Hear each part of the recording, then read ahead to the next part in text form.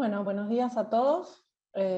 Imagino que arrancamos lo más puntual que se pueda. Se irán incorporando los invitados que lleguen unos minutos de acá en adelante. Gracias por la asistencia. Mi nombre es Ana Cohen, presidente del grupo y de Cohen Aliados Financieros. Quiero en este kick-off, digamos, del House View Global de esta mañana, agradecer la presencia tanto de nuestro estratega en jefe Martín Polo, como nuestro asesor asociado y cerebro con quien compartimos y cruzamos notas todo el tiempo para tener algún grado de sentido de lo que está pasando, Gabriel Selpo, así que gracias a los dos.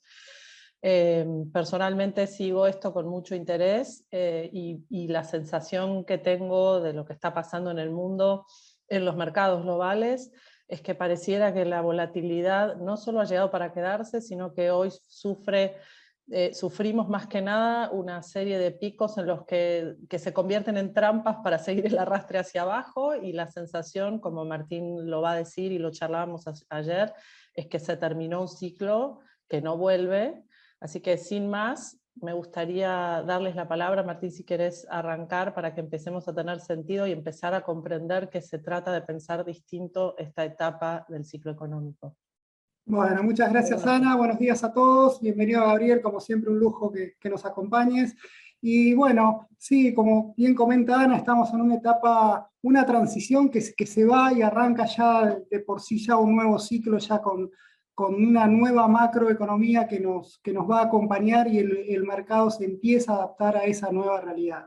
Como hacemos siempre, vamos a dato mata relato, así que primero voy a usar estos 20 minutos que tenemos de esta reunión como para darle un panorama de qué es lo que pasó en el último mes, cuál es la historia que les venimos contando, cuáles son las novedades y obviamente cuáles son nuestras perspectivas, y ahí ya, como siempre, las preguntas de Ana, Gabriel con sus aportes, y sobre todo para todas las preguntas que ustedes tengan con sus carteras y demás. Para eso lo trajimos acá a Gabriel, que nos va a dar una alternativa de este proceso al cual estamos viendo. Así que sin más preámbulo voy a empezar a compartir pantalla como hago siempre y arrancar con la presentación. Así que un segundo, por favor. Díganme si lo ven. ¿Estamos bien? Bueno, perfecto. Bueno, arrancando un poco y ya poniendo un poco lo que les vamos a comentar en estas diapositivas que presenté para ustedes, es un poco mostrarle cómo está el nivel de actividad de Estados Unidos, a ver si hay verdaderamente un riesgo de recesión en el mundo. Recuerden que estamos en un contexto en el cual empiezan a haber dudas en cuanto a la dinámica del nivel de actividad. Venimos de un 2021 con prácticamente una fiesta, con la economía global creciendo muy fuerte, ya lo hemos hablado varias veces, pero empiezan las dudas, y cuando empiezan las dudas el mercado se pone un poquito nervioso, así que vamos a tratar de poner un poco de claridad en qué es lo que está pasando, como un poco en principio decir, por ahora no vemos un riesgo inminente de recesión. Algo del mercado en las últimas jornadas estuvo muy negativo en cuanto a la dinámica del crecimiento. No es algo en el cual nosotros los vamos a tratar de tranquilizarlos en ese sentido, dado que no vemos una recesión en el corto plazo. Después vamos a analizar obviamente los datos de empleo, de qué es lo que nos está marcando el mercado laboral americano, en la cual tenemos una tasa de desocupación en niveles históricamente bajos y con una creación de empleo que sigue dinámica, y unos salarios que de a poquito le van ganando un poquito de ímpetu. Y recuerden que básicamente esta recuperación que está teniendo el empleo un poco se basa en la caída de los salarios reales que hemos tenido en los últimos 2 años, ¿no? Y finalmente vamos a hablar de dos temas fundamentales, y creo que va a ser el driver de esta charla, que es cómo está la dinámica inflacionaria, la dinámica inflacionaria concentrada sobre todo en Estados Unidos, algo que venimos militando desde el año pasado en cuanto a cuál era la dinámica que veíamos de fondo. Obviamente insistimos que la inflación, ya no discutimos más si era transitorio o permanente, los datos están a la vista, pero sí queremos ver cuál es la tendencia que podría tener, y lo más importante, cómo va a reaccionar la Fed en este sentido, básicamente para determinar si las tasas de interés sobre todo no solo de la de Reserva Federal, que ya sabemos que van a subir, acá queremos determinar a qué a qué nivel, a qué velocidad va a ir subiendo la tasa la Reserva Federal y cómo se podrían comportar las tasas de los bonos del Tesoro, que lo vemos nosotros como el gran driver. En principio, para adelantar las conclusiones, vemos una economía que no va a entrar en recesión, con una inflación que se va a mantener alta y con tasas de interés con una presión que van a continuar alcista. Entonces, con todo ese combo, vamos a analizar después con Gabriel qué alternativas de inversión tenemos en este escenario.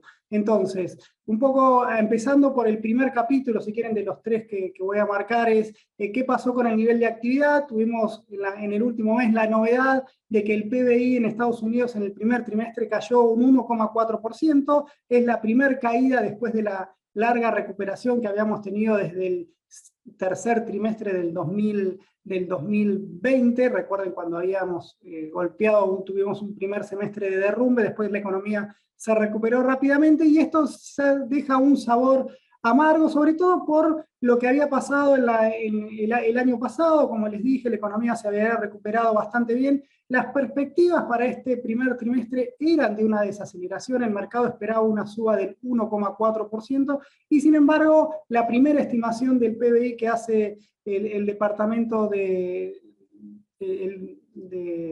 Departamento de Estados Unidos, la AC3 en la primera, el resultado fue una caída del 1,4 anualizado, ¿no? Esto es lo que cayó el PBI de Estados Unidos en el primer trimestre respecto al cuarto trimestre del año pasado, y esa tasa anualizada, ¿no? Eso para que tengan en cuenta siempre la unidad de medida que se utilizan en estas cosas. ¿Por qué cayó el PBI un 1,4%? Bueno, acá tenemos luces y sombras. Vamos a empezar un poco por las luces, en cuáles son las cosas que nos dejan tranquilos en cuanto a la evolución del nivel de actividad. Es que el consumo el consumo privado creció a una buena tasa, creció al 2,7%, esto es una tasa, le aportó 1,8 puntos al crecimiento del PBI. Ahí cuando lo abrimos un poco, perdonen la pasión por tratar de llegar bien al hueso de los datos, pero ahí vemos dos dinámicas contrapuestas, ¿no? Por un lado, el consumo de servicios que se estancó, y cuando vemos el consumo de servicios,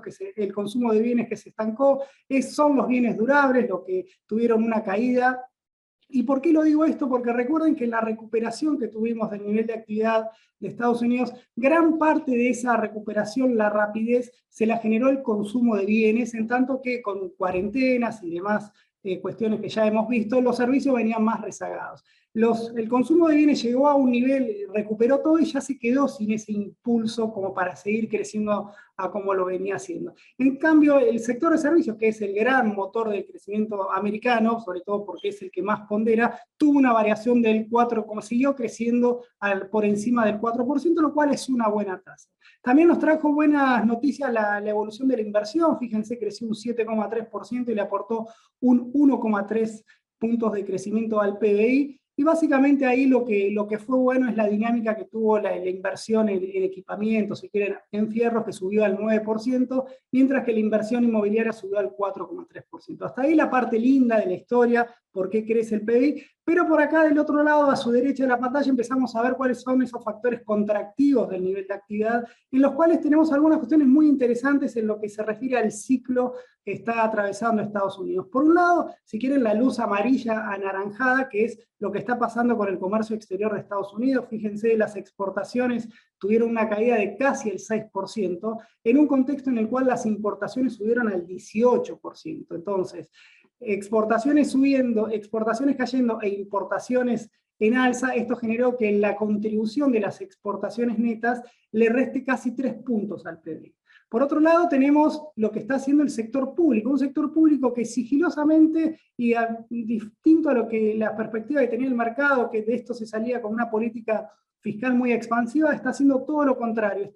El menor estímulo fiscal que está haciendo Estados Unidos está haciendo que la contribución del gasto al PBI sea cada vez menor. Fíjense, en el primer trimestre cayó casi un 3% y le restó casi medio punto al PBI. Finalmente tenemos el combo, que es la variación de existencias, que esto es la acumulación o desacumulación de inventarios que hacen las empresas, que como lo comentamos la vez pasada, así como nos jugó a favor en el cuarto trimestre del año pasado, aportándole 4 puntos de crecimiento, recuerden que en el cuarto trimestre habíamos crecido casi al 7%, y la variación de inventarios nos habían aportado 5, bueno, ahora llegó el momento de, eso por lo general en el año tiende a ser, o sea, vamos a tener trimestres en los cuales este componente de la demanda agregada nos va a jugar en contra. ¿Qué está diciendo esto? Que las empresas no están acumulando inventarios, entonces esto es un golpe a la producción, por eso es lo que hace que caiga, que su contribución al PBI sea negativa. Entonces, esa fue la foto del trimestre. Cuando vemos la dinámica, o tratamos de ver la película, algo que les venía comentando, ¿no?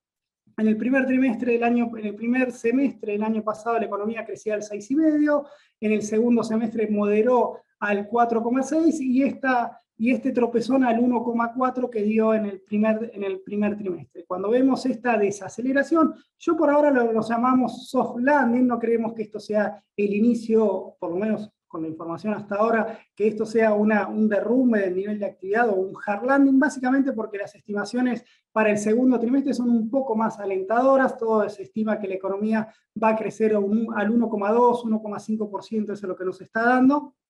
Y cuando vemos los componentes que hicieron que la actividad empiece a moderar su dinamismo, como les dije, fíjense el consumo, recuerden ese 11,7 que vemos ahí fue cuando el año pasado volaba el consumo de bienes, es decir, la gente tenía plata, no consumía servicios y salió a consumir bienes, esa buena noticia que nos dio la inversión, y por otro lado, fíjense, exportaciones cayendo, importaciones creciendo continuamente, y un gasto público desacelerando cada vez más. Esto es la parte interesante, es decir, cómo la parte de la mitad para la derecha de su pantalla van a ver cómo el PBI empieza a jugar contra estos factores, son los que hacen que la actividad haga ese soft landing, sostenida por el consumo y la inversión. ¿Qué es lo que tenemos que ver nosotros hacia futuro? Es, bueno, cómo va esa parte del consumo y la inversión en los próximos trimestres, en los cuales, como insisto, con los datos que tenemos hasta ahora, con un mercado laboral que sigue subiendo pese a la suba de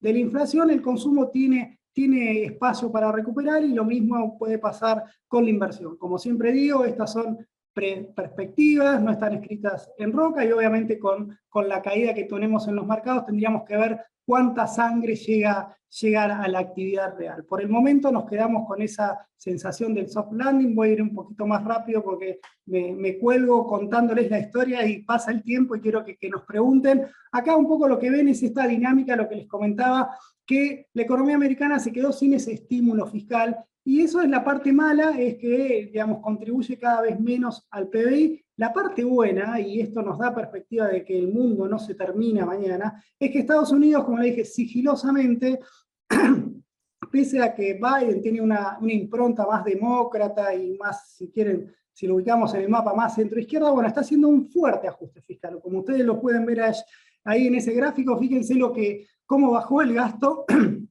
y cómo mejoró la recaudación, y eso le permitió que el déficit fiscal de los últimos 12 meses sea 1/3 de lo que llegó a ser en el peor momento de la crisis. La verdad es algo para destacar, algo que el mercado hoy no lo está festejando, pero es algo que cuando analizamos la economía de Estados Unidos a largo plazo, por eso tenemos que cambiar el chip cuando lo analizamos respecto a Argentina. Pero bueno, eso va a ser otra historia, lo vamos a ver la semana que viene, pero acá tenemos que el hecho de que Estados Unidos recupere ese equilibrio fiscal es una buena noticia. Básicamente, ¿qué quiere decir esto? Que va a necesitar menos fondeo del mercado, y eso es un factor que nos tranquiliza en el margen. Por otro lado, acá ven el gran problema que está ingresando a Estados Unidos, y ya no es acá el petróleo, esto es el síntoma de la economía recalentada y el cual la Fed lo mira con muchos ojos. Es lo que está pasando con el saldo del comercio exterior. Cuando vemos el comercio exterior americano, es básicamente el desequilibrio en la balanza de bienes, en el cual Estados Unidos profundiza su déficit, y para novedad es que esto no fue por el petróleo, digamos, el desequilibrio de la balanza energética como solía tener Estados Unidos en las anteriores crisis, sino que esto es una cuestión de bienes. Acá hay una cuestión de competitividad del sector de bienes de Estados Unidos, lo cual pone una alerta ahí, sobre todo el balance con China, bueno, cuestiones geopolíticas que ahora están un poco ocultas bajo la alfombra, pero que seguramente en el correr de los meses va a volver a instalarse si China necesita, si hay que rever ese acuerdo con China o si China lo está incumpliendo. Entonces, con eso terminamos la primera parte de la actividad. Recordemos, una actividad que va hacia un soft landing, que se va desacelerando gradualmente, pero por el otro lado empezamos a ver acá el elefante, el elefante que no quisieron ver, que esta es la dinámica que tuvieron los precios, ¿no? Estos son los precios estos son los precios implícitos del PBI, acá tienen por componente. Esto para decir, lo muestro porque militamos esto durante el año pasado, que no era una inflación que se concentraba solamente en autos usados o en microchips, sino que esto es un proceso de inflación que vaya, si los argentinos tenemos cuero en esto, en analizarlo, sobre todo cuando analizamos la inflación, cómo estos son procesos que arrancan y se van acelerando, y acá en este gráfico los trato de convencer que todos los precios de la economía se aceleraron muy fuerte para lo que es Estados Unidos, y al mismo tiempo se volvió a acelerar en el primer trimestre de este año. Esto es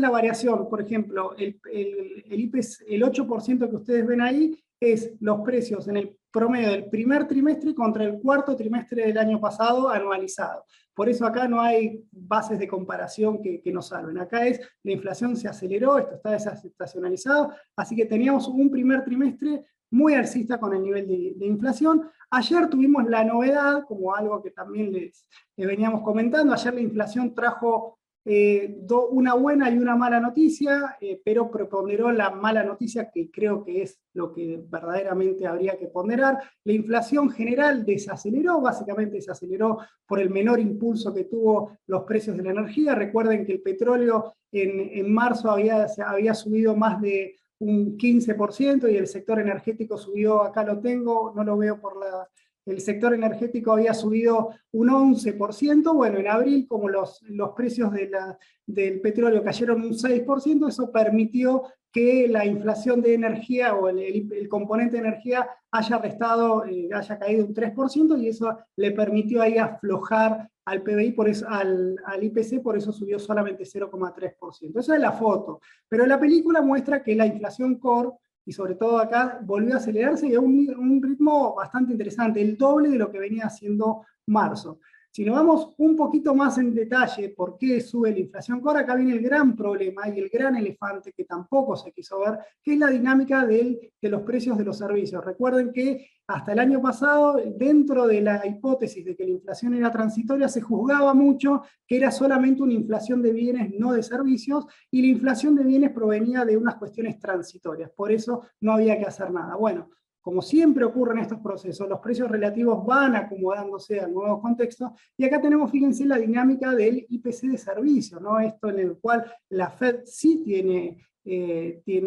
responsabilidad, y subió una tasa del 0,8% en un mes, lo cual es históricamente alto, ¿no? Y fíjense la tendencia, esto va a la aceleración. Por eso les digo que el relato de lo que pasó ayer con el dato de inflación fue malo, más allá de que la general haya bajado.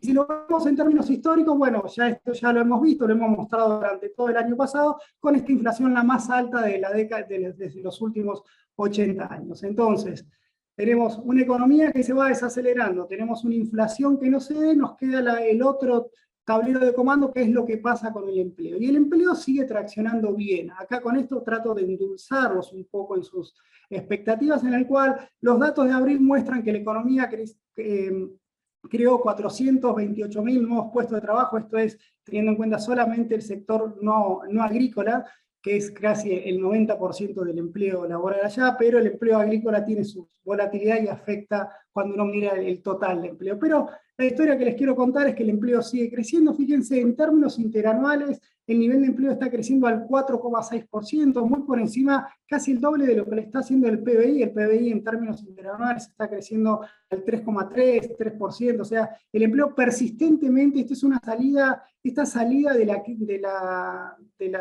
esta recuperación del nivel de actividad que hubo en Estados Unidos, hizo con mucha creación de empleo. ¿Y por qué hubo mucha creación de empleo? Algo que venimos discutiendo también mucho con Gabriel, porque los salarios cayeron en términos reales. Entonces, ese abaratamiento relativo que está teniendo el costo laboral respecto al costo del capital permite que el empleo siga traccionando, y eso contribuya a que el consumo se mantenga relativamente fuerte pese a la caída del ingreso real, ¿no? Entonces, ahí cuando vemos cuál es la película entera del nivel de empleo, acá vemos cómo prácticamente hizo esta especie de raíz cuadrada, y el empleo está casi en los mismos niveles que teníamos pre-crisis, en un contexto en el cual hay menos gente en el mercado laboral, algo que fue, si quieren, un cambio estructural, digamos, hay menos gente buscando trabajo, quizás más cuentapropistas, gente que no, digamos, que se amparó en la ayuda, en el subsidio estatal, o hay miles de efectos que podemos analizar, pero no queremos profundizar en eso. Acá a lo que a nosotros nos importa marcar acá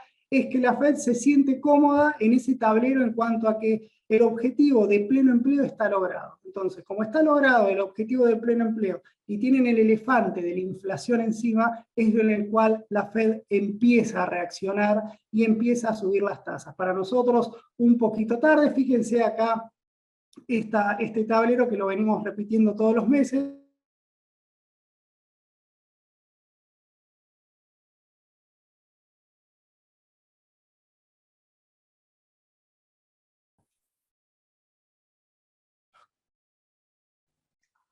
No sé si nos caímos Hola, todos. hola. ¿Estamos? Pareciera haber habido una caída en la red. Sí. Creo que seguimos acá. Me parece que vas a tener que volver a compartir pantalla, Martín. Bueno, a ver, un segundo. Compartir pantalla. A ver, acá estamos. ¿Ahí se ve, Ana? Ahí se ve. Perfecto. ¿Estábamos acá? ¿Había terminado acá? ¿O que me quedé hablando solo? ¿Había quedado acá, Ana? Ok. Bueno, perfecto. Entonces, acá, siguiendo con este tablero de comando, como les decía, teníamos una inflación subiendo al 8% con un desempleo a la baja, y la tasa de interés de la Fed empezando a subir a un ritmo en el cual trajo novedades la Fed en cuanto a que esto iba a ser, fue la segunda suba de tasas que hizo consecutiva, algo que no hacía en la última década, y al mismo tiempo la subió 50 puntos básicos, que no era algo que no se tenía acostumbrado, ni siquiera estaba planeado en marzo. Entonces, fíjense que pese a toda esta efervescencia de que la Fed se hizo más hawkish, si quieren, todavía las tasas están muy por debajo del nivel de inflación y muy por debajo a lo que estaba previo a la pandemia, ¿no? Entonces, es un poco la interpelación que le hacemos a la Fed, perdón, pero no me sale acá, un segundito. Y entonces, básicamente voy apurando porque no llego como esperaba. Era acá, este es el camino de las tasas de interés en el cual vemos que el mercado empieza a ver que la suba que se esperaba hasta hace un mes iba a ser del 2%. Bueno, ahora ya nos vamos acostumbrando a que las tasas van a estar más cerca del 3% que del 2% que estimó la Fed. Entonces acá es el gran driver, cómo van a reaccionar las tasas de interés de los bonos del Tesoro ante esta suba de tasas. Fíjense cómo han subido las tasas a 10 años y cómo está la inflación implícita en los bonos. Y eso hace que para nosotros es la gran pregunta: ¿hasta dónde va a llegar los rendimientos de los bonos del Tesoro? Porque básicamente a través de la suba de tasas es verdaderamente lo que está golpeando al mercado.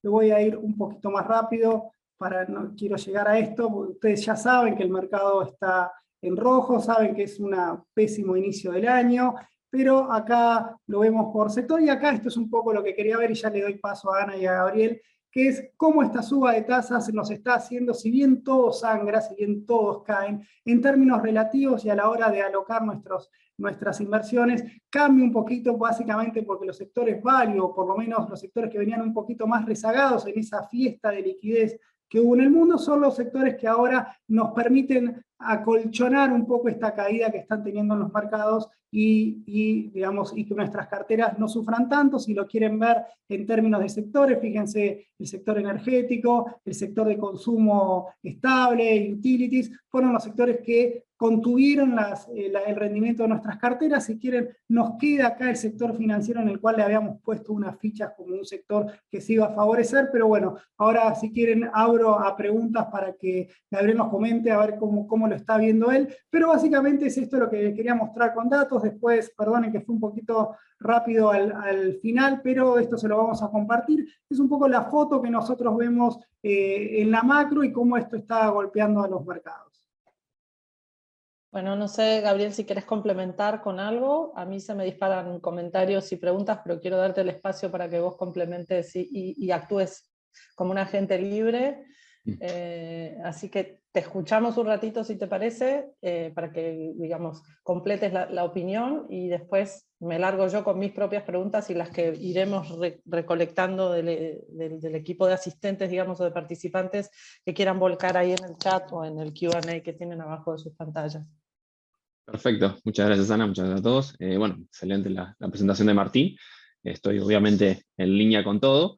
Y claramente, para un poco resumir la idea, creo que lo marcó perfectamente Martín. Hoy en día estamos pasando un nuevo ciclo, el cual deja las tasas, ese mundo en el cual había liquidez exuberante después de la crisis del 2009. Lo que intentó hacer la Fed y el gobierno en general es intentar de traer esa inflación a la economía, que la verdad que le costaba muchísimo. Los riesgos en ese momento era cómo hacer para traer inflación de nuevo, y la verdad que acá estamos y lo han conseguido, y no solamente lo han conseguido, se han sobrepasado en eso. Y claramente cambia completamente la forma en la cual nos teníamos que, creo yo, de basar en términos de inversiones, en las cuales en el anterior ciclo, como el dinero no valía, o sea, el costo del capital a largo plazo era cero, lo que valía era el futuro. Cuanto más futuro y más imaginación era más valor. O sea, uno creaba un metaverso, perdón, era un mundo virtual, otro creaba imágenes que podía vender dentro de ese metaverso, inmuebles que podía vender dentro de ese metaverso, y todo eso valía muchísimo y cada vez valía más, y cuanto más imaginación parecía que generaba más valor, y de golpe tenemos tasas positivas, y ahí ya el esperar e imaginar a futuro, la verdad que es mucho más costoso, y se está viendo este reacomodamiento de mercado muy fuerte, y un poco también, como lo marcó Martín, esta inflación que se está observando no solamente es que genera una inflación, sino que genera una inflación que es bastante difícil de bajar, ¿no? Creo que lo hemos vivido bastante en Argentina, que cuando empiezan a subir lo que tiene que ver con salarios en términos nominales, cuando empieza a subir los servicios, ya ahí no es un hecho de que los autos usados están caros, que el petróleo está caro, sino es un hecho de que en general hay una dinámica en la economía que es muy fuerte, y eso se observa en varios indicadores. El empleo lo marcó, bueno, la suba de servicios, y también el déficit comercial, que el déficit comercial te marca que la economía americana está recalentada, claro. Entonces, en ese escenario hay que volver, yo creo, a rearmar un poco la cabeza, las carteras. Hay varias empresas que van a poder reacomodarse muy bien, otras que no, y es un momento un poco para repensar un poco las carteras y la situación de uno en relación a este nuevo escenario que no solamente le deja a uno claramente grandes sobresaltos, sino que también hay oportunidades para invertir en este escenario, ¿no? En este mundo que se acaba de terminar de dinero barato, yo el otro día escuchaba no me sale, un podcast de un profesor de NYU que hablaba de que muchas de las tecnológicas que salieron recientemente, el modelo de negocios no estaba comprobado, y en definitiva el objetivo general de los fundadores era salir a levantar capital por el capital mismo. Y me da la sensación de que eso mancha un poco, en las últimas salidas públicas, etcétera, de algunas tecnológicas, mancha un poco aquellas tecnológicas que sí pueden llegar a tener valor. No me quiero concentrar solamente en esas, pero en esto de que uno va a tener que ser más cuidadoso en la elección y mirar más balances, mirar más perspectivas de modelo de negocios, etcétera. Ayer justamente discutíamos esto, va a ser un momento de mirar balances. Por otro lado, los balances son fotos para atrás. Y lo que el mercado está mirando es un futuro en el que por ahí esas fotos para atrás resistirá, y tendremos que mirar los balances más de cerca, pero no son predicciones a futuro. Con lo cual la pregunta es más cómo estructuramos esto, y la segunda cuestión es aquellos que tenemos posiciones que han perdido valor en las últimas semanas, ¿cómo piensan el abordaje de reconstruir la cartera o de hacer cambios? Lo hablábamos ayer a la tarde cuando preparábamos esto, y la sensación es, ¿hay pérdidas que deberíamos tomar o tenemos que mantener la calma, porque a la larga esto no va a tener un rally probablemente esperado como los que tuvimos en los últimos 2 años, pero esto se recupera?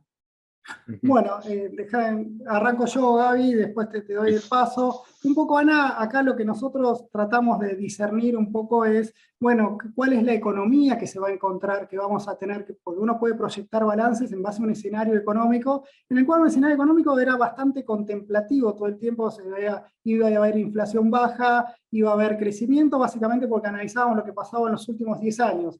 Ten en cuenta, Estados Unidos no tenía esta inflación desde 1980, o sea, y no, como te digo, no es transitorio este año en el caso de que baje, que segura, digamos, creemos que va a bajar, no estamos dando un escenario de que la inflación se va a ir a 10, a 15, no, nosotros lo que estamos tratando de marcarles es que vamos a convivir con esta inflación alta, y tenemos que ver el mercado cómo se adapta, a ver si, por ejemplo, el año pasado se comió esta inflación aceptando tasas de interés reales, como lo mostré ahí, recontra negativas. Bueno, ¿cuánto van a aguantar el mercado en tener tasas reales negativas? ¿Por qué lo decimos?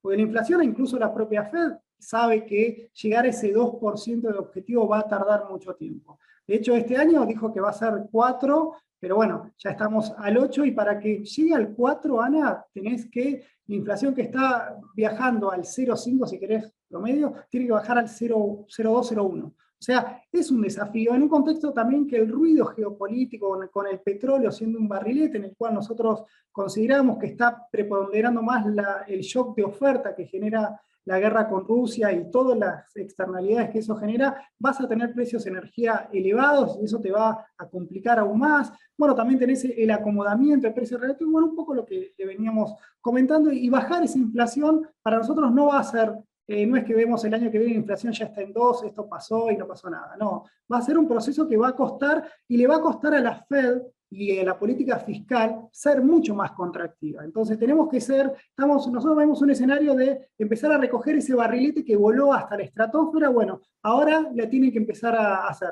La idea era hacerlo gradual, la Fed lo mostraba, decía, bueno, lo vamos a hacer gradual, pero bueno, hay que ver si le alcanza. Entonces, nosotros hoy, nuestra principal preocupación es a qué nivel de la Fed, cómo van a reaccionar las tasas de largo plazo, porque ahí está el verdadero costo del capital. Nosotros creemos que las tasas, si me preguntás, nosotros creemos que los bonos, digamos, las tasas de interés van a seguir subiendo. Nosotros creemos que la Fed, en este problema que la inflación se transformó en un problema político también, la Fed va a tener que acelerar su ritmo de suba de tasas, y obviamente el mercado lo va a ir corriendo un poquito de atrás, y las tasas de interés, por ejemplo, hoy de los bonos, que hoy, si quieres, en los últimos días tuvo un veranito, porque ahí ya empieza, ¿viste? El mercado se va de un lado para el otro, ahora teme a la recesión, y va para el flight to quality. Nuestra película es que va a haber un soft landing con una inflación más alta. Eso te va a generar que las tasas de interés con mayor presión alcista, por lo tanto hoy,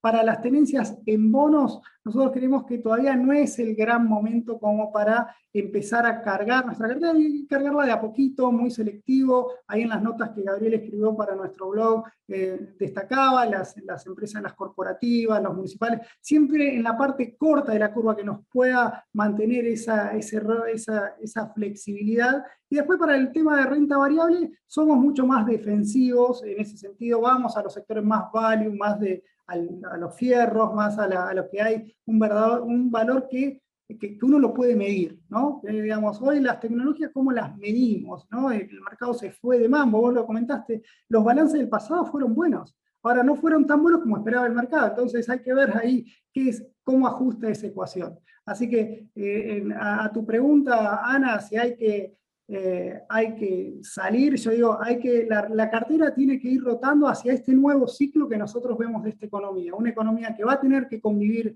con inflación más alta, por eso vamos a tener que recomendar los sectores más que se adaptan a este ciclo de inflación, como pueden ser el sector las energéticas, las de materiales, las de utilities, la de consumo estable, que son empresas que resisten a la inflación, y no recomendar, o por lo menos para el sector, las pequeñas tecnológicas, nosotros le tachamos la doble, digamos, esto ya pasó su momentum, de hecho, incluso se lo estamos diciendo tarde, porque hay algunas cosas que ya volvieron. Tengan en cuenta que el Nasdaq volvió a los niveles se comió todo lo que ganó el año pasado, que había llegado a un récord, está en los niveles de noviembre del 2020. Entonces, en ese sentido, ahí no esperamos más allá de algún rebote que puedan tener por el desplome que tuvieron, las tecnológicas y las pequeñas empresas, ahí no vemos grandes chances de que esto repunte. Pero bueno, Gabriel, no sé cómo lo ves vos. Efectivamente, bien como comentás, otro tema es, quizás para profundizar un poco, lo que a veces se observa en estos momentos quizás de gran volatilidad es como que hay precios que un poco se van de mambo, realmente. Hay una sobrecorrección a veces en algunos activos, y quizás alguna particular growth no recomendaría quizás salir completamente de su cartera. Hay muchas que tienen muy buena calidad, como un poco lo comentó Ana, hay algunas que dentro del Nasdaq había mucha cosa que no generaba ni siquiera profit, pero hoy la verdad que hay algunas empresas que tienen muy buenas perspectivas a futuro y que se pueden reacomodar un poco en eso, o sea, entonces en el sentido de desarmar completamente la cartera de uno, no, yo creo que hay que pensarlo muy bien y pensar a futuro si es su empresa en particular, su sector o su perfil de inversión, se va a adaptar a esta situación que es bastante... En particular, te interrumpo, Gabriel, porque veo a los clientes con sus carteras, en particular si hay un colchón de cash disponible para afrontar gastos futuros y para poder encontrar oportunidades, no tendría sentido salir en estos momentos. Pareciera, ¿se acuerdan el año pasado cuando salió un mal dato de empleo o el año anterior y el mercado subía y uno decía es recontra, pero súper contraintuitivo, porque digo, en circunstancias normales era una mala noticia, en estas circunstancias era la buena noticia de que la Fed podía trazar y manejar un poco la cuestión. Y ahora pareciera que todo es lo opuesto, todo es mala noticia, el mercado está como desintoxicándose y purgando, entonces tal vez no sea el momento racional, eso es lo que estás diciendo. Digo, hay valor ahí todavía para esperarlo si uno tiene el margen de cash para esperarlo, ¿no? Efectivamente, es muy difícil encontrar los pisos, estadísticamente es imposible. Entonces, si uno realmente considera que su empresa tiene una perspectiva futuro relativamente positiva, no es recomendable salir en este momento de pánico, porque incluso las valoraciones están observando niveles interesantes, incluso de entrar, pero para un perfil de más largo plazo, ¿no? Entonces, en ese sentido, no caer al pánico y analizarlo fríamente es algo que yo recomendaría en este momento. No se olviden que hay muchas de growth, tienen la posibilidad en algunos escenarios de invertir o reconvertirse con muy poco capital. En momentos en el capital donde quizás es bastante caro, quizás pueden acomodarse de esa forma. Así que la verdad que estamos en un momento donde tenemos que ser muy selectivos, mirar con mucho cuidado. En los años pasados, en 2020, 2021 y algo del 2020, invertía uno en cualquier cosa y tenía 10% mensual en dólares. Ya lamentablemente no va a ser así, uno tiene que pensarlo varias veces y pensar en una cartera más a largo plazo, con rendimientos más coherentes, o sea, más cercanos al crecimiento de la economía de largo plazo, ¿no? No mucho más que eso. Y en ese sentido uno tiene que ir pensando en este nuevo escenario. Ok, y dentro Ana, de las growth... dale. Sí, no, perdón, porque me quedó una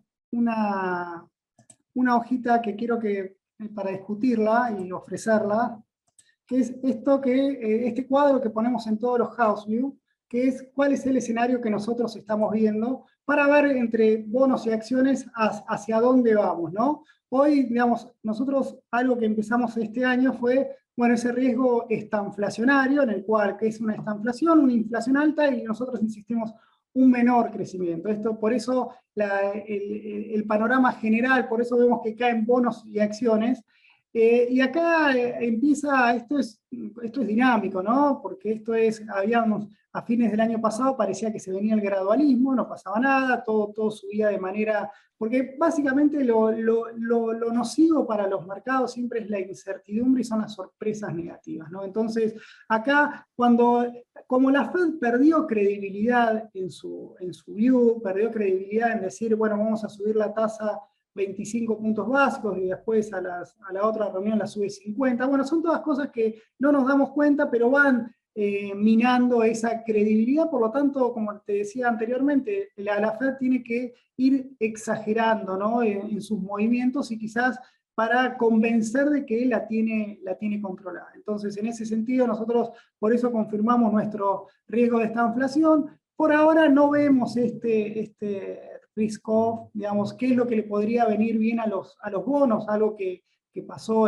como te dije, en los últimos días. Bueno, fue que los bonos del Tesoro básicamente digamos, vuelva a este escenario de flight to quality, digamos, nada genera valor, bueno, me cubro, no me quiero cubrir en cash, bueno, me voy a bonos del Tesoro, que siempre paga, veo las cuentas públicas de Estados Unidos y siempre y están mejorando, o sea, transito la ola en en estos instrumentos. Entonces, ahí, digamos, si la alternativa cash es, como te digo, es si quieres ir más a lo seguro y tolerando tasas de reales un poco menos negativas que antes, es posicionarse en esos bonos del tesoro, los bonos cortos.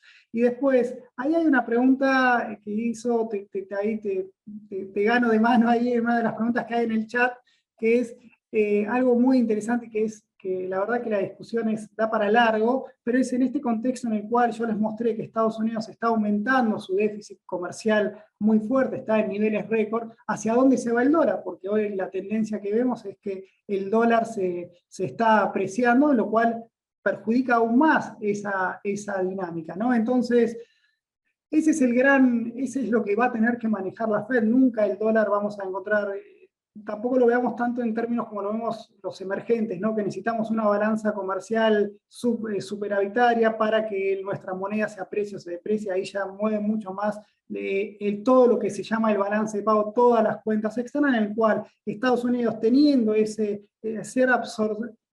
ser la aspiradora de dólares del mundo, le permite ir financiando estos desequilibrios. No sé, Gaby, vos cómo lo estás viendo a ese proceso de crece el déficit fiscal con un dólar que se va apreciando, es el huevo o la gallina siempre, pero bueno, ¿cómo lo ves? Porque esto es importante para América Latina, ¿no? Sí, sí, sí. Creo que la discusión de la moneda, si la moneda sigue siendo el dólar o no sigue siendo el dólar, o pasa a ser el yuan o lo que fuese, es una discusión de décadas. Entonces, como que la verdad que lo que veamos no va a pasar de un día para el otro, es algo muy largo en el tiempo, ¿no? Esas transiciones que se generan entre distintas monedas, como en su momento no sé, fue la libra, después fue el dólar, anteriormente eran otro tipo de monedas, van cambiando a lo largo del tiempo y lleva algo mucho tiempo. Y para eso lo que suele pasar muchas veces necesitas como una moneda que realmente lo reemplace, ¿no? O sea, algo que digas, bueno, ¿qué puede reemplazar al dólar hoy? Y la verdad que es muy difícil de encontrar reemplazo. O sea, uno ve el yuan y el yuan está lleno de restricciones a de capitales y la economía de Chile está con bastantes problemas hoy en día. Después, no sé, uno ve el euro y es una economía que no crece, el peso, el yen japonés, ni hablemos, y por otro lado las cripto, ya sabemos la volatilidad que tiene y es imposible manejarlo. Entonces, creo que la amenaza de que el dólar pueda dejar de serlo, hoy creo que todavía no está. Va a tener que De pasar unas corto, de décadas más, mínima creo. no, y además acabas con estas últimas caídas, acabas de ponerle un gran signo de pregunta a todas las monedas alternativas. Seguramente va a venir alguna pregunta sobre criptos, pero también levantan la situación del euro, y por eso te interrumpo, Gaby, porque en definitiva de corto no vas a tener ahí una amenaza al dólar. Puntualmente el euro además tiene una situación no solo económica, sino geopolítica complicada, no tiene independencia alimentaria ni de energía, y depende de una situación bélica que se está complicando y que de ninguna manera era lo que pensábamos que iba a ser, que era un pequeño conflicto. Con lo cual, Europa hoy canceladísima, criptos hoy canceladísimos, growth muy selectivos, tratando de no desarmar ni castigar lo que tenemos y haciendo colchón. Y esto me retrotrae a las primeras reuniones de research que teníamos el 25 de mayo hace 20 años, y ahí traiciono un poco mi edad. Teníamos un advisor, un asesor que preguntaba, bueno, pero ¿qué compramos? ¿Qué compramos? Porque después de eso, digamos, de ver una mirada más global, obviamente China tampoco pareciera ser una alternativa en las inversiones. Quiero dedicarle no más de 5 minutos, porque este es el House View global, pero no más de 5 minutos después de esta pregunta a la situación sobre emergentes, commodities y por supuesto nuestra querida Argentina. Así que si se animan, ¿qué compramos? Vos hablabas de bonos cortos. ¿Está todavía está ya la oportunidad de empezar a encontrar, no sé, algún high yield corto, buena calidad, muni bonds? Es ¿Cómo la que ves? en estos momentos de alta volatilidad, o sea, son momentos donde se encuentran tasas que son difíciles de encontrar en otros momentos. Entonces, uno no tiene siempre todo cash, no tiene todo acciones, tiene también una parte de bonos. Entonces, parte de una cartera ir posicionándola en una tasa que se observan hoy en día del orden de 7% con relativamente seguridad para algunas corporativas, municipales del orden del 8% en Estados Unidos, ¿no? No es algo común. Entonces, encontrar esos rendimientos en momentos de inflación es bastante atractivo, porque también si a cash duelen bastante el mantener el cash. Entonces, creo que en estos momentos es bueno, un poco como comentó Martín, de ir posicionando paulatinamente a esto, porque la verdad que no sé si hoy están en 7 y se pueden ir a 9, es cierto, pero lo cierto es que es muy difícil que a largo plazo estén mucho más de ese 7, porque Estados Unidos crece al 2% hoy con toda la furia, a largo plazo va a bajar la inflación y va a seguir siendo un safe haven. Entonces, las tasas van a volver a bajar eventualmente, y encontrar tasas de 7 y bloquear tasas de 7 en estos periodos me parece que es algo bastante interesante, ¿no? Bien, Martín, coincidís, me imagino. Sí, sí, tal cual. Ahí, no sé si me voy adelantando a la pregunta, a la segunda pregunta, hablábamos de los emergentes. Mira, nosotros en este ciclo, digamos, tenemos esa noticia de suba de tasas y todo este problema que está generando este viento de frente que se viene para que se viene para el mundo, si querés, o este fin de fiesta, no sé cómo llamarlo. Acá lo que vemos, ¿por qué le llamamos nuevo ciclo? Porque es un ciclo en el cual es todo mucho más contractivo. Las políticas fiscales van a ser más contractivas, la política monetaria va a ser más contractiva, en lugar de haber más liquidez, va a empezar a haber menos liquidez, entonces vamos a tener ese proceso de empezar a recoger el barrilete. En ese sentido, hay cuestiones estructurales en los commodities, en los cuales la guerra lo potencia, también el cambio climático lo potencia, también las regulaciones con las empresas de energía también lo potencian. En este sentido, estamos en un ciclo de precios de commodities que, más allá de la volatilidad que pongan en el corto plazo, no vemos un ciclo de commodities bajista, ¿no? En el mejor de los casos vemos commodities manteniéndose en niveles elevados. A ver, no sé si la soja va a quedar en 600 o si va a ir a 400, eso es impredecible, pero podemos decir que ya 400 es un buen precio. El petróleo puede navegar arriba de $100 tranquilamente. Recuerden que acá conceptualmente nosotros tenemos que la guerra en Rusia llegó para quedar, entre Rusia y sus socios llegó para quedarse. Un productor que había ganado mucho market share, como fue Rusia en las últimas décadas, ahora se va. Hay que reemplazar toda esa demanda. Hay toda esa oferta, una oferta que le cuesta reaccionar, con una OPEP que está bastante con los dientes apretados y lo mira desde la tribuna, no haciéndose mucho eco de lo que está pasando, así que en ese sentido los commodities van a estar elevados. En ese sentido, nuestro view sobre América Latina, que son los grandes beneficiarios de este ciclo, difícilmente a América Latina le puede ir mal con commodities subiendo, le puede ir mal, pero digamos, es como que es una condición de origen que nos favorece, más allá de la volatilidad política que hay.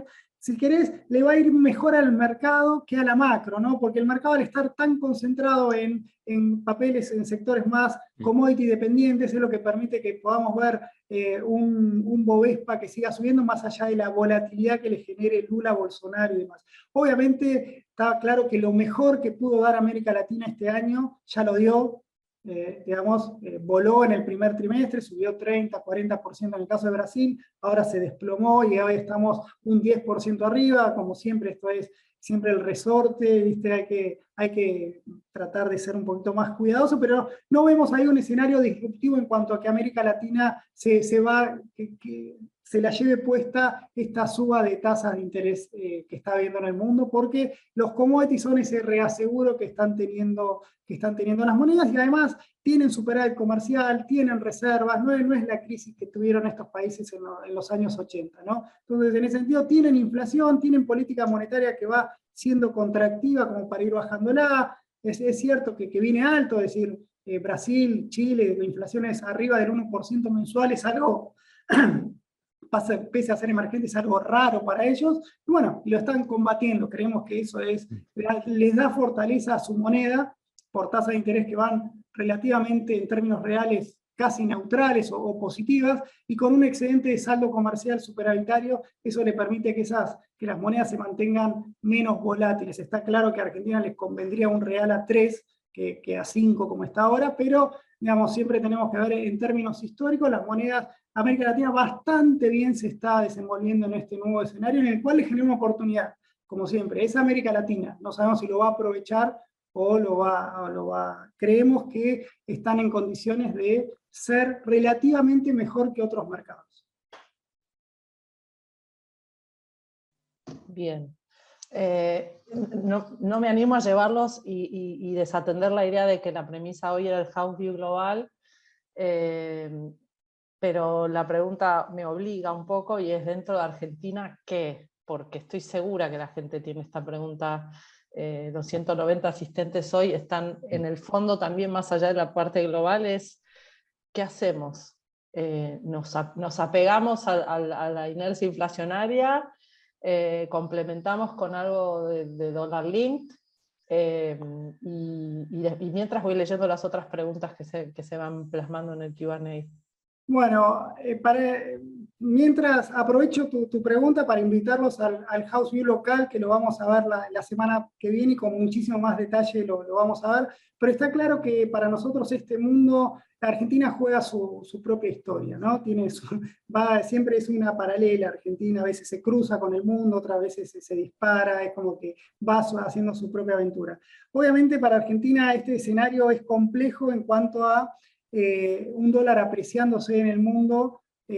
Para Argentina es algo malo, porque Argentina necesita que el mundo lo empuje para que un poco le acolchone los problemas internos que tiene, ¿no? Entonces, tenemos la mala noticia de que el dólar se va apreciando, tenemos la buena noticia de los shocks de términos de intercambio. Eso le permite a Argentina manejar la ola, o por lo menos depender de sí mismo, ¿no? Digamos, por lo menos evitar, no te hacen goles, ahora tenés que salir vos a hacer goles.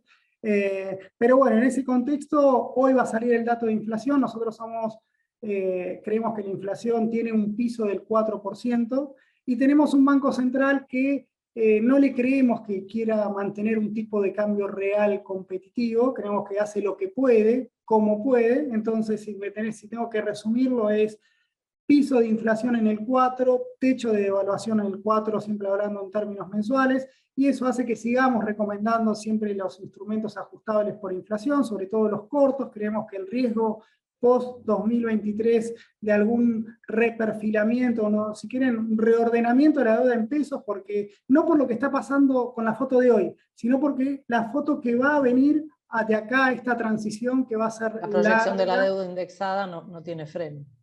Eso es lo que está diciendo. Sí, Argentina va a tener, la gran clave de Argentina es tratar de que el Tesoro tenga menos necesidades financieras. ¿Cómo se hace eso? O con credibilidad, que el mercado te preste y vos puedas hacerlo de manera por elección, y otra cosa, y si no, después es financiarlo con el Banco Central, ¿no? El gobierno mostró que si no ofrece instrumentos ajustables por ser, que en esta economía en la cual el gobierno no decide hacer cambios estructurales, el mercado no presta.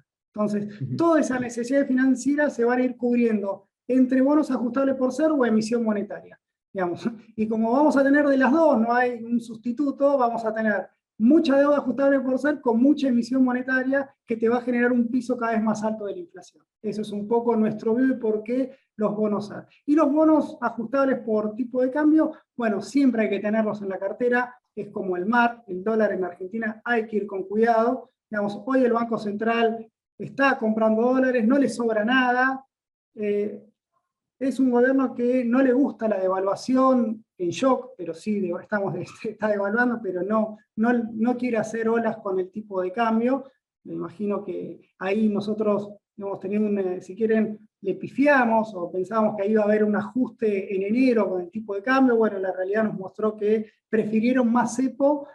Tuvimos la suerte de la soja y eso evitó hacer un shock cambiario, pero la dinámica del tipo de cambio obliga a tener instrumentos ajustables por tipo de cambio, porque se viene un contexto político, se viene un mundo que más allá de las cosas que nosotros tratamos de convencerlos, es volátil y puede tener algún shock más negativo. Por lo tanto eso nos cubre un poco de la cartera. Así que diversificar como Mindframe y bonos cortos SER para mitigar ese riesgo de reperfilamiento futuro cuando caiga la toma de decisiones en otras circunstancias, imagino, ¿no? Sí, ahí... para redondear, digo. Exactamente. Ojo que también todo tiene su límite, ¿no? Tampoco ver esas brechas entre el TX23 y TX24 no es infinita, digamos. Después hay que ponerle el precio a eso, pero conceptualmente claro, nosotros vemos que preferimos tener esos bonos. Obviamente va a depender un poquito como te dije, de las brechas entre los bonos, a ver si nos parece demasiado o no. Pero bueno, eso es un camino largo que vamos a tener de acá hasta diciembre de 2023. Ok, bueno, para resumir, porque estamos promediando la hora ya y no sabemos, bueno, obviamente esto estaba agendado para 1 hora y para no colapsarles la agenda a ustedes tampoco, un nuevo ciclo. Vos hablás hoy en el House View de ese tema por escrito, en perspectivas van a ver que también Gabriel lo viene marcando en las últimas emisiones de reportes y todo el equipo marca eso. Si tenemos colchón de cash, usémoslo para, digamos, mesuradamente para abordar una complementación de la cartera con algún bono que hoy ya convenga por los precios, lo más cortos que se pueda, cautela, no malvender posiciones en un momento de pánico. Emergentes, digamos, podría continuar una tendencia, aunque no tan expansiva como venía pasando, después de una corrección fuerte que tuvimos en las últimas semanas. Argentina, lo mismo que venimos hablando en las últimas cuestiones. De Merval ni pregunto, imagino que tenemos las mismas circunstancias que en el mundo, defensivos, buenos balances, todo lo que nos dé dividendos, eso es algo que a mí me gusta mucho y siempre le pregunto a Martín, es armemos una linda cartera para mirar de empresas que te amortigüen un poco estas cuestiones. Obviamente que con esta sangría que vemos de rojos en los mercados es difícil que ningún dividendo te amortigüe, pero bueno, es una manera de conseguir income relativa y complementar un poco las tasas de interés que vayamos consiguiendo con esas inversiones. ¿Algo más quisieran agregar antes de que les agradezca infinitamente a los invitados y a ustedes dos? No, por mi parte, agradecerle a Gabriel toda la contribución, cómo nos ayuda a tener esta lectura que queremos hacer desde perspectiva, siempre tratando de ver la cuestión de fondo, como para que tengan más información para la toma de decisiones y siempre predispuestos a ayudarlos en cualquier consulta que tengan. Así que, desde mi lado, muchísimas gracias Ana, muchísimas gracias Gabriel, y bueno, nos veremos en el próximo House View. Los invitamos igual a leer nuestras perspectivas, porque todo lo que hablamos acá es material de lectura que también emitimos allá, ¿no, Gaby? Así es, les agradezco enormemente también la invitación y poder estar en este espacio que disfruto tanto. Y bueno, también nos pueden encontrar, como dijo Ana, en perspectiva, así que bueno, lo esperamos ahí también. Y los vemos la semana que viene en el local. Gracias a todos. Gracias, chau, chau. Buen Hasta día. luego.